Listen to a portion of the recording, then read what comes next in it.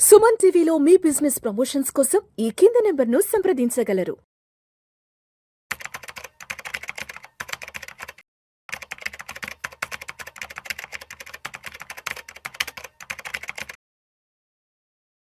నమస్తే, welcome to Vishnu talks. నేను విష్ణు. ప్రస్తుతం నాతో పాటు certified financial planner and certified wealth manager Madhavi Reddy గారు ఉన్నారు. మేడం గారితో మాట్లాడదాం.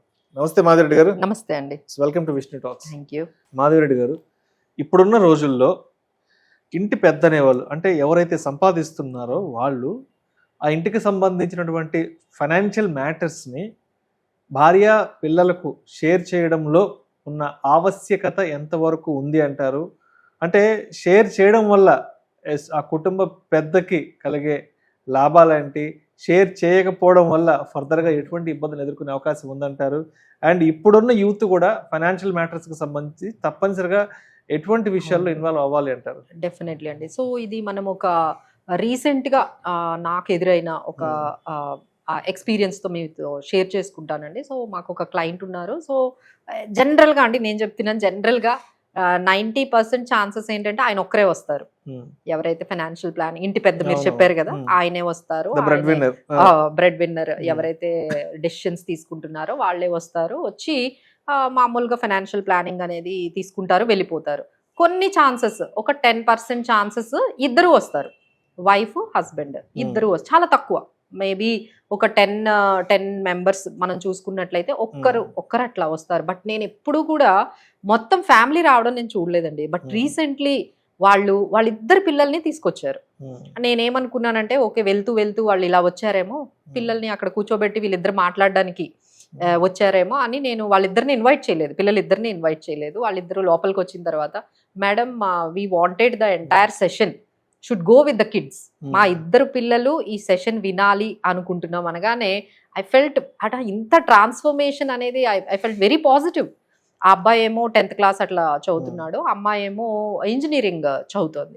వాళ్ళిద్దరు పిల్లల్ని తెచ్చి కూర్చోబెట్టి ఆయన మొత్తం అండి, అంటే ఆయనకున్న ఆస్తులు ఏంటి, ఆయనకున్న అంటే కొన్ని ఆయన చెప్తూ ఉంటారు. అంటే మా దగ్గర సెషన్ ఎట్లా స్టార్ట్ అవుతుందంటే, it will start with like వాళ్ళు ఎక్కడ వర్క్ చేస్తున్నారు, ఇలా పర్సనల్ డీటెయిల్స్ అయిపోయిన తర్వాత వాళ్ళకున్న ఇన్సూరెన్స్లు ఏంటి, వాళ్ళకున్న ఇన్వెస్ట్మెంట్లు ఏంటి, వాళ్ళు చేస్తున్న లైక్ అసెట్స్ ఎక్కడెక్కడ వాళ్ళకు ఉన్నాయి, లైబిలిటీస్ ఏమున్నాయి, ఇవన్నీ చెప్తే ఆయన ప్రతిదానికి వాళ్ళ అమ్మాయిని కూడా ఇన్వాల్వ్ చేస్తున్నారు. అమ్మ నేను నీకు నిన్న ఈ డీటెయిల్స్ చెప్పాను కదా, మన లోన్ ఇంత ఉందని చెప్పాను కదా, మేడంకి చెప్పు అంటున్నారు. అంటే వాళ్ళు ఎంత షేర్ చేసుకుంటున్నారో ఇంట్లో అనేది మనకు అర్థమవుతుందండి. ఆ అమ్మాయి అన్నీ కూడా డాడీ ఇదిగోండి నా దగ్గర మీ దగ్గర డీటెయిల్స్ అన్ని నా దగ్గర ఉన్నాయి, 50 లక్షల వరకు అవుట్ స్టాండింగ్ లోన్ ఉంది, మనం ఈఎంఐ ఇంత కడుతున్నాము, పాలసీల గురించి కూడా అమ్మాయినే అడుగుతున్నారు, అమ్మాయికి చెప్తూ ఉన్నారు. అంటే వాళ్ళు ఎంత షేర్ చేసుకుంటున్నారు డీటెయిల్స్. అంటే ఇప్పుడు ఫ్యామిలీలో ప్రతి ఒక్కరు వింటున్నారు, అబ్బాయి వింటున్నారు, వాళ్ళ వైఫ్ వింటుంది. సో హెల్త్ పాలసీ ఏమున్నాయి, అసలు ఇన్సూరెన్స్ పాలసీలు ఏమున్నాయి, అన్నీ కూడా మనకు ఆస్తులు ఎంత ఉన్నాయి, ఎస్పెషల్లీ ఆయన అన్నీ కూడా షేర్ చేస్తున్నారు. ఆయనకి ఎక్కడెక్కడ అగ్రికల్చర్ ల్యాండ్ ఉంది, లేదు ప్లాట్లు ఏమున్నాయి, పిల్లలందరి గురించి చెప్తూ ఉన్నారు. బట్ ఆయన వచ్చిన కన్సర్న్ అయితే వెరీ వెరీ లైక్ మనకి వరీసంగానే ఉందండి. ఆయన 2 లక్షలు సంపాదిస్తాడు, వీళ్ళు ముగ్గురు డిపెండెంట్స్ ఆయన మీద. ఒక 2 months ఆయనకి శాలరీ రాలేదు, ఎందుకంటే ఆయన shifting to some other job. ఎందుకంటే ఆ ఫార్మాలిటీస్ అవ్వాలి కదా, ఈ ఫార్మాలిటీస్ అయ్యి ఆ జాబ్ వచ్చేటప్పటికి ఆయన కొంచెం ఈ 2 months ఆయన లేదు, బ్రేక్ వస్తుంది శాలరీ. బట్ ఈ 2 months ఆయన అసలు సర్వైవ్ అవ్వలేకపోయారంట. That makes him to shake like anything. ఏంటి నేను 2 లక్షలు సంపాదించి 20 సంవత్సరాల ఈ కెరియర్ లో నేను 2 months కూడా శాలరీ లేకపోతే ఇంత కష్టపడిపోయానా, ఇది జరగకూడదు, మా పిల్లలు ఇలాంటి మిస్టేక్స్ చెయ్యకూడదు. ఆయన అలా మొదలు పెట్టారండి. నేను ఎందుకు తెచ్చారు సార్ మీ పిల్లల్ని అంటే, నేను చేసిన తప్పులు మా పిల్లలు చేయకూడదు, వాళ్ళందరూ కూడా నేర్చుకోవాలి, ఈ ఫైనాన్షియల్ లిటరసీ అనేది వాళ్ళకి రావాలి, మనీ మేనేజ్మెంట్ వాళ్ళకు కూడా తెలియాలి. అంటే డబ్బులు సంపాదించడమే కాదు, డబ్బుల్ని మేనేజ్ చేయడం కూడా బాగా వస్తే ఇలాంటివి ఎన్ని వచ్చినా వాళ్ళు ఎదుర్కోవాలి అని చెప్పేసి వాళ్ళని తీసుకొచ్చాను అనేసి ఆయన స్టార్ట్ చేశారండి. ఆయన చేసిన మిస్టేక్స్ అన్ని చెప్పుకుంటూ వెళ్ళారు. మేడం నాకు తెలియక అప్పుడులో చాలా పాలసీలు తీసేసుకున్నాను, సో అది నేను చేసిన పెద్ద మిస్టేక్. ఆ తర్వాత నాకు అర్థమైంది అది 4-5% రిటర్న్ వస్తుంది, మళ్ళీ ఎప్పుడు కావాలంటే అప్పుడు నాకు డబ్బులు రావు, లిక్విడిటీ కుదరదు, నాకు ఇప్పుడు అవసరం అయింది అంటే అది లాస్ లో తీసేయాల్సి వస్తుంది. సో దానివల్ల అసలు ఎటువంటి యూజ్ అయితే లేదు నాకు అని చెప్పేసి ఆయన మా పిల్లలు చదువుకుంటున్నారు, ఇప్పుడు వాళ్ళ చదువులకి ఒక 5 లక్షలు 2 లక్షలు కావాలంటే కూడా నేను చాలా ఇబ్బంది పడుతున్నాను. సో ఇలాంటి మిస్టేక్ అనేది మా పిల్లలు చేయకుండా ఉండడానికి అనేది ఆయన వచ్చి చెప్పుకుంటూ వెళ్ళారండి. బట్ ఇదే కాదండి, లైక్ ఇప్పుడు ఉన్న జనరేషన్కి అయితే చాలా వరకు అంటే చాలా ఎర్లీగా స్టార్ట్ చేస్తున్నారండి కెరియర్స్.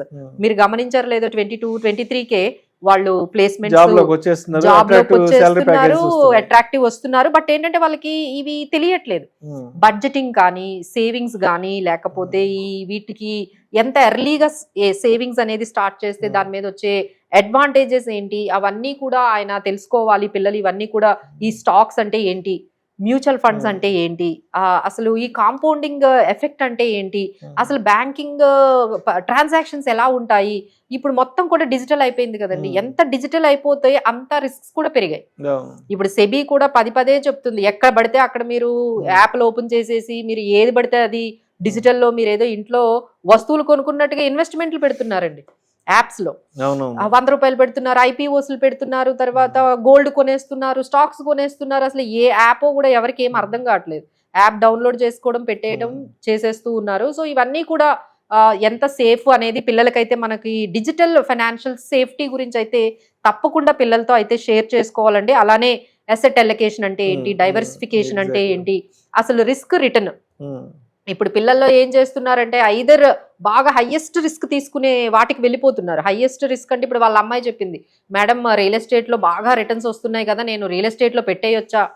ఎందుకంటే now she's taking all the finances, వాళ్ళ మా ఫాదర్ దగ్గర నుంచి అన్ని నేర్చుకుంది కాబట్టి ఆమె చెప్తోంది అనమాట, మేడం నేను 50 లక్షలు తీసుకొని రియల్ ఎస్టేట్లో పెట్టేసి ఒక 1-2 ఇయర్స్ అయిన తర్వాత దాన్ని నమ్మేసి మళ్ళీ ఇంకో దాంట్లో పెట్టొచ్చా అంటే, మేడం అది రియల్ ఎస్టేట్ అనేది అది మనకి లిక్విడిటీ ఉన్న ప్రోడక్ట్ కాదమ్మా. సో రియల్ ఎస్టేట్లో మనకి లిక్విడిటీ అనేది ఉండదు, మనకి ఎప్పుడైనా అది మన బయ్యర్స్ అవి లేకపోతే మీరు స్టక్ అయిపోతారు. So this is not the product. Buying selling చేసుకోవడానికి ప్రాఫిట్లు బుక్ చేసుకోవడానికి రియల్ ఎస్టేట్ కాదు, it should be an asset, మనకి లిక్విడిటీ ఉండదు అలా అనమాట. అంటే ఇట్ ఈస్ బెటర్ కదండి. ఇప్పుడు పిల్లల్ని తీసుకురావడం వల్ల వాళ్ళు అడిగే క్వశ్చన్స్కి వాళ్ళకి కొంచెం ఆన్సర్స్ అనేవి మనము ఇవ్వగలుగుతాము. అలానే ఇన్వెస్ట్మెంట్ బేసిక్స్ అనేవి కూడా పిల్లలకైతే కంపల్సరీ పేరెంట్స్ అయితే షేర్ చేయాలండి. సేవింగ్స్ గురించి వాళ్ళకి చెప్పాలి. అన్నిటికన్నా ముఖ్యం ఏంటంటే ఎమర్జెన్సీ ఫండ్ అండి. అంటే ఇప్పుడు వచ్చినట్టుగా ఇప్పుడు పిల్లలకి కూడా చాలా మంది పాకెట్ మనీ ఉంటుంది, వచ్చిందంతా ఎంత ఖర్చు పెట్టుకుంటున్నారు, వాళ్ళు ఎంత దాచుకుంటున్నారు. సో ఎప్పుడైనా మనీ కావాలి అంటే అది ఎంతవరకు ఉపయోగపడుతుంది. వాళ్ళకు కూడా ఇప్పుడు మనకి బ్యాంక్ అకౌంట్స్ కూడా ఓపెన్ చేస్తున్నారండి చిన్న పిల్లలకి కూడా. అంటే 16 ఇయర్స్ 18 ఇయర్స్ రాగానే వాళ్ళకు ఒక బ్యాంక్ అకౌంట్ ఓపెన్ చేయడము, వాళ్ళతో కూడా ఐపీఓస్ మ్యూచువల్ ఫండ్స్ ఇవన్నీ కూడా మనం చేయించడం అనేది చాలా మంచిదండి. అలానే ఎస్పెషలీ ఈ డెట్స్ ఈఎంఐస్, ఎంతవరకు ఈఎంఐలకి వెళ్ళాలి, ఎంతవరకు మనం డెట్ తీసుకోవాలి. అప్పట్లో మీరు గమనించారో లేదా ఎట్లా ఉండేదంటే ముందు సంపాదించాలి ఆ తర్వాత కొనుక్కోవాలి అనేది ఉండేది.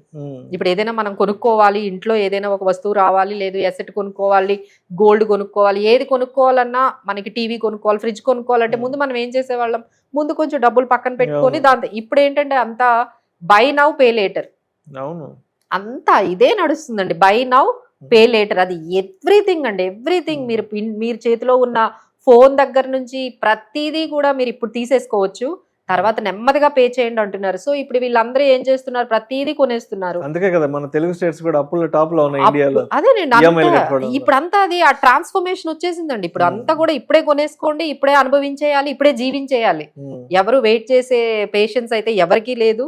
సో దాన్ని కొంచెం ఈ కొత్త జనరేషన్ కి కొంచెం అది కొంచెం మనం వాళ్ళకి చెప్పాలి, ఎట్లా ఉండదు. ముందు మీరు కొంచెం సేవ్ చేసుకోండి, ఇన్వెస్ట్మెంట్లు పెట్టుకోండి. ఆ తర్వాత ఆ మనీతో ఏదైనా కొనుక్కుంటే ఎంత ఆనందంగా ఉంటుందండి. అంటే ఇక్కడ కొంతమంది పేరెంట్స్ ఏం చేస్తారంటే, మాధవరెడ్డి గారు అంటే అప్పట్లో మేమంటే కష్టాలు పడ్డాం, ఇప్పుడు మా పిల్లలు ఎందుకు కష్టాలు పడాలి, అప్పట్లో మేము బాధలు పడ్డాం కదా, సో ఇప్పుడు మా పిల్లలు ఆ బాధలు ఆ కష్టాలు పడకూడదు, కాబట్టి జాబ్ వచ్చిన వెంటనే ఇప్పుడు మా పిల్లలు కార్లు కొనేసుకోవాలి, జాబ్ వచ్చిన వెంటనే జాబ్ వచ్చి అంటే అప్పట్లో మేము పడ్డ కష్టం అది అన్ని ఈఎంఐలనే, బట్ అప్పట్లో మేము పడ్డ కష్టం అనేది మా పిల్లలకు తెలియకూడదు కాబట్టి ఈ ఈఎంఐలు కట్టుకుంటూ లైఫ్ ని గడిపేయాలన్నట్టుగా చెప్తున్నారు. అదే ఇప్పుడు అది చూసి వీళ్ళందరూ నేర్చుకుంటున్నారు కదండి. అంటే ఈఎంఐ అనేది తప్పు కాదు అనేది సమాజంలో వచ్చేసింది. ఈఎంఐ అనేది తప్పు కాదు, ఈఎంఐ అనేది చాలా కామన్, ఈఎంఐ అనేది చాలా మంచిది అన్నట్టుగా అలా ట్రాన్స్ఫర్మేషన్ అనేది మనం చేసేసుకున్నాం. అంటే అప్పట్లో అప్పు అంటే భయపడే వాళ్ళు, ఇప్పుడు ఇప్పటికీ నా దగ్గర క్రెడిట్ కార్డ్ లేదు, ఈ రోజు నా దగ్గర కూడా వాడట్లేదు. ఎవరైనా ఫ్రెండ్స్ క్రెడిట్ కార్డ్ అంటే లేదు క్రెడిట్ కార్డ్ వాడి పిచ్చోళ్ళలాగా ఉన్నావు కదా, క్రెడిట్ కార్డ్ వాడకపోవడం ఏంట్రా నువ్వు? అసలు ఇంకా ఎక్కడ ఉన్నావురా అంటే అప్పులు చేసి బ్రతకకపోతే అదో తప్పు, అదొక తప్పు. అది అసలు అంటే మనం ట్రెండీగా లేము ట్రెండీగా లేము అన్నట్టుగా అలా అయిపోయిందండి. సో దీని వల్ల ఏంటంటే ఇప్పుడు ఈ పిల్లలు వీళ్ళని చూసి పేరెంట్స్ ని చూసి నేర్చుకుంటారండి. సో ఇప్పుడు ఈ ప్రోగ్రామ్ ఎవరైతే చూస్తున్నారో పిల్లలకి ఏదైనా చెప్తే రాదు, మనం అందరం ప్రాక్టీస్ చేస్తే ఇంట్లో మనము మీరు నేను అందరము ప్రాక్టీస్ చేస్తే అది చూసి వాళ్ళు నేర్చుకుంటారండి. అది బడ్జెటింగ్ అయినా కూర్చొని మనం బడ్జెట్ ఒకటి ప్రిపేర్ చేసుకుంటే పిల్లలు గమనిస్తారు. రోజు ఇద్దరు వైఫ్ అండ్ హస్బెండ్ కూర్చొని మనకి ఈ మంత్ ఇంత వచ్చింది, ఇంత ఖర్చులు అయ్యాయి, మనకి ఇంత మిగిలింది, దీన్ని ఎక్కడ ఇన్వెస్ట్ చేసుకోవాలి, ఆ కాన్వర్సేషన్ ఎంత పాజిటివ్ గా ఉంటుందండి.